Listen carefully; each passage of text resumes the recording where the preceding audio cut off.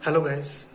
पिछले एक spoken English के वीडियो में मैंने कुछ टेक्निक्स कुछ मेथड्स बोले थे जो आप प्रैक्टिस कर सकते हैं घर पे बैठ के। क्योंकि अभी तो लॉकडाउन चल रहा है, अभी मतलब सब कुछ खुला नहीं है, तो आप घर पे बैठ के कैसे स्पोकन इंग्लिश प्रैक्टिस कर सकते हैं, कैसे और ज़्यादा सीख सकते हैं, इसके बारे में मैंने एक वीडियो बनाया था पिछले कुछ दिन पहले। तो उसमें मैंने एक चीज़ बोला था, एक मेथड बोला था कि आप कुछ कोई चीज़ लीजिए, कोई भी एक ऑब्जेक्ट, कोई फिल्म का नाम, कोई एक्टर का नाम, कुछ भी, और उसको आपको इनडायरेक्टली डिस्क्राइब करना है।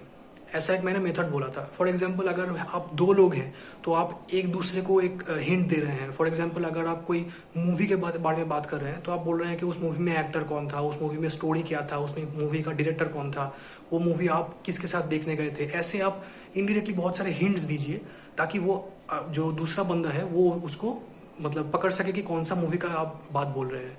Now if you are two people then you can practice as a team. But if you are a single person then आप ऐसे सोचिए कि आप खुद को ही बोल रहे हैं या फिर आप कुछ किसी को बोल रहे हैं, वो समझ लेगा, ऐसे ही आप बोलिए। So this was my method. But मुझे फिर लगा कि ये शायद मैंने ज़्यादा डेप्थ में नहीं बोला, तो मैं इसीलिए एक दूसरा वीडियो बना रहा हूँ जिसमें मैं ये बोलना चाहता हूँ कि क्यों ये इतना मतलब अच्छा टेक्निक है मुझे लगता है। क्योंकि देखिए, स्पोकन इंग्लिश जनरली, इंग्लिश एक लैंग्वेज है, ठीक है। अभी इंग्लिश लैंग्वेज सीखने के लिए हमको स्कूल में जो सिखाया जाता है, हमको क्या लगता है कि this is some sort of code language, ठीक है। तो हम उसको ऐसे सीखते हैं कि भाई ग्रामर सीखना है, भाई कॉम्प्रिहेंशन करना है, वो लैंग्वेज के वो कैसे बोलना है, कैसे लिखना है, वो स्कूल में जो आंसर शीट होता है एग्जाम में वहाँ पे कैसे लिखना है। मतलब हम सिर्फ उसको एक सिलेबस में एक सब्जेक्ट की तरह उसको ट्रीट करते हैं। But if you look at it, it is just another language, ठीक है। तो हम जैसे हिंदी या मेरा मदर टंग बंगाली है, तो मैं जैसे बांग्ला में बात करता हूँ या फिर हिंदी में बात करता हूँ। So I did not go to school to learn Hindi और Bengali. If I did not even go to school, still I would be speaking रफली this same way in Hindi और बंगाली। मैंने हिंदी स्कूल में सीखा भी नहीं, मैंने फिल्म देख के सीखा है। So there is a difference. तो हमें ये मेंटेलिटी से बाहर आना पड़ेगा कि हमको कोई लैंग्वेज सीखने के लिए उसका ग्रामर जानना जरूरी है या फिर उसके रूल्स जानने जरूरी हैं। This is not the case actually, specially for a language like English. क्योंकि हमारे हिंदी, बंगाली, ये जो इंडियन लैंग्वेजेस हैं, और भी जो लैंग्वेजेस हैं, गुजराती, मराठी, तमिल, तेलुगु, जो भी लैंग्वेजेस हैं, ये languages these are very difficult languages to learn, a lot more difficult than languages like English. English में सिर्फ 26 लेटर्स हैं अल्फाबेट में, हमारे बंगाली में 40 है, हिंदी में भी शायद उतने ही कुछ होंगे। So it is much more difficult to learn these languages rather than learning a language like English. सो इसको लेके ज़्यादा सोचने की ज़रूरत नहीं है। एनीवेज, मैं coming back to the topic. So जो मैंने मेथड बोला था, उस मेथड में मैंने बताया था कि ये आप डिस्क्राइब कीजिए। अभी ये मैंने क्यों बोला, मैंने ये मेथड मैंने क्यों चूज़ किया। देखिए, जब आप कोई लैंग्वेज सीख रहे हैं या कुछ भी सीख रहे हैं तो उसमें एक एंगेजमेंट ज़रूरी है, ठीक है। मतलब आपको ये लगना चाहिए कि आपको अटैचमेंट फील होना चाहिए। तो अगर आप किसी दोस्त के साथ, किसी बंदे के साथ कोई काम कर रहे हैं, प्रोजेक्ट में हैं, शायद कोई काम की वजह से कुछ प्रोजेक्ट में है, तो अगर आपके साथ उसका दोस्ती बन जाए तो फिर टीम वर्क अच्छा होता है। क्यों? क्योंकि आपके साथ एक अटैचमेंट बन जाता है। You can understand the other person and the other person can also understand you. You can both understand each other. तो इसमें ज़्यादा अच्छे से काम होता है। You build an attachment. तो ये जो मैंने मेथड बोला कि आप किसी मूवी के बारे में बात कीजिए, for example your favourite movie या फिर your favourite type of coffee या फिर your favourite vacation place, whatever it is. क्योंकि आपके साथ उस चीज़ का अटैचमेंट है, you feel some sort of interest talking about that thing, right. तो ये बहुत ज़रूरी है। तो ये जो मैंने मेथड बोला था, इसका एक और वेरिएशन मैं देना चाहता हूँ कि अगर आप अभी तो घर पे हैं, तो घर पे आप बाहर जाने का ज़्यादा तो चांस नहीं है, कुछ ही टाइम के लिए हम बाहर जा रहे हैं।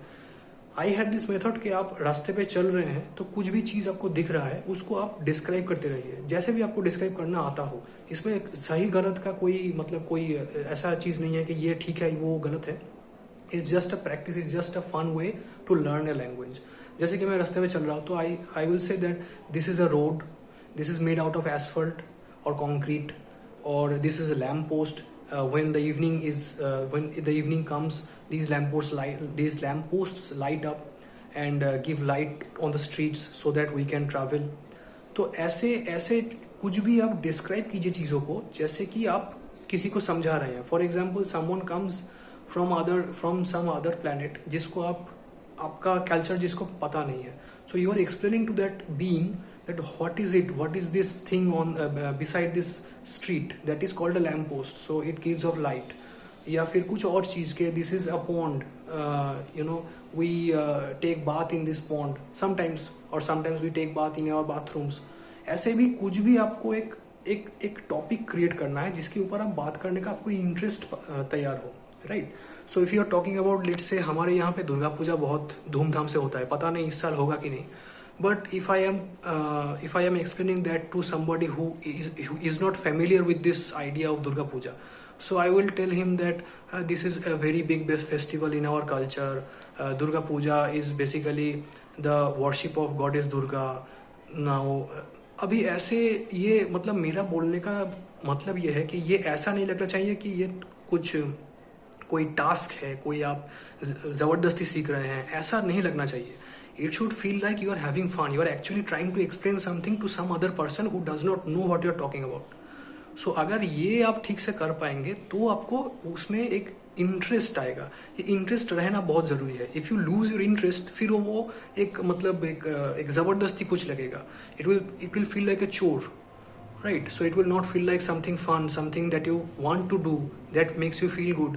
अगर आप 5 मिनट के लिए मतलब इंग्लिश में बोलते रहे 5 मिनट के लिए, और 5 मिनट बाद आपको पता चले कि I have been speaking in that foreign language for the last 5 minutes and I did not stop for a single moment, तो क्या होगा, आपके मन में कॉन्फिडेंस पैदा हो जाएगा, क्योंकि आप उस चीज़ के बारे में बात कर रहे हैं which is very dear to you, which is very familiar to you. मैं अपने घर के बारे में बात कर रहा हूँ, अपने लोकेलिटी के बारे में बात कर रहा हूँ, या फिर मुझे जो पसंद है, मुझे जो एक्टर पसंद है, मुझे जो साइंटिस्ट पसंद है, मुझे जो किताब पसंद है, जो फिल्म पसंद है, इसके बारे में मैं बात कर रहा हूँ. तो इसमें से मुझे मेरा इंटरेस्ट है उसमें. मुझे अब देखेंगे, किसी को आप पूछेंगे कि अरे भाई वो ब्लैक होल क्या होता है, तो अगर उसको साइंस में इंटरेस्ट नहीं होगा तो वो बोलेगा पता नहीं यार. बट अगर किसी को साइंस में इंटरेस्ट है, उसको आप ये पूछेंगे, वो कितना अटैचमेंट लेके, कितना मतलब इमोशनली उसको समझाएगा कि ऐसा ऐसा होता है, फिर ऐसा होता है, इसीलिए ऐसा होता है. So they have this interest in that. I think I am being able to explain this to you कि ऐसा कुछ लीजिए जिसको आप जिसमें आपका इंटरेस्ट ज़्यादा हो. सो उससे आप स्टार्ट करेंगे तो आपके लिए वो इंटरेस्ट मतलब वो छूट नहीं जाएगा interest. So this way you will not lose your interest. And ये एक मोमेंटम तैयार होना चाहिए. ऐसा नहीं है कि आप आज किए कल किए फिर परसों सोचे कि हाँ करेंगे यार करेंगे. ऐसा मत कीजिए. इसको एक रूटीन में लाइए. रूटीन में लाने के लिए ही मेरा ये बोलना है कि आप ऐसे ही इसको बनाइए मेथड को कि आपको वो लगे कि हाँ भाई कल बहुत मज़ा आया करने में, आज भी करना है. So that is my basic idea. मैं इस स्पोकन इंग्लिश को घर पे बैठ के और कैसे कैसे आप प्रैक्टिस कर सकते हैं इसके बारे में और भी वीडियोस में डालने वाला हूँ. मैं और भी कुछ मेथड्स तैयार कर रहा हूँ, जो कंटेंट तैयार कर रहा हूँ. सो अगर आपको ये चीज़ें अच्छी लग रही हैं तो आप कमेंट में जाके वो बताइए, या फिर आप लाइक कीजिए वीडियो को, या फिर आप सब्सक्राइब कीजिए. किसी भी तरह से मुझे ये जानने दीजिए कि मैं जो बोल रहा हूँ वो आपके काम में आ रहा है, right. So please do that. I will be very happy to have a feedback from you. और यही मुझे इस वीडियो के लिए बोलना है. अगले वीडियोज़ में फिर नए चीज़ों के बारे में बात करेंगे. ठीक है, ओके.